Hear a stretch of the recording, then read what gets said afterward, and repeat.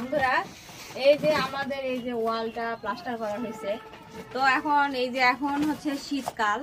তো শীতকালে যেহেতু আমাদের শুষ্কতা কম, রোদের কড়া ভাব যেহেতু কম, তাহলে আমরা কিউরিংটা কিভাবে করব? ঠিক আছে, কিউরিংটা করতে হবে মূলত শীতকাল যদি হয় 7 দিন থেকে 8 দিন যদি আপনি কিউরিং করেন তাহলে ঠিক আছে।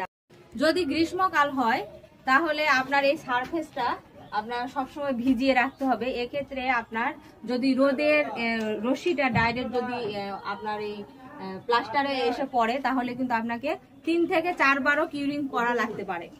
আর যদি রোদের সারফেস না হয়, ভিতরের ওয়াল হয়, তাহলে কিন্তু আপনি কিউরিংটা আপনি 2 বার করলেন তাহলে এনাফ। আর যদি শীতকাল হয় তাহলে আপনারা দিনে 2 বার কিউরিং করবেন এবং 7 থেকে 8 দিন কিউরিং করলে আপনার যথেষ্ট। তাহলে আপনার কিউরিংটা ভালো হবে, মজবুত হবে এবং টিকসই হবে, বালি ঝরে পড়বে না। যেমন কিউরিং এর পর যখন হয় তখন এইভাবে হাত দিলে বালি ঝরে পড়ে, বালি ঝরে পড়বে না। তো আপনারা শীতকালীন হলে আপনারা 7 দিন থেকে 8 দিন আপনারা কিউরিং করবেন দিনে 2 বার করে।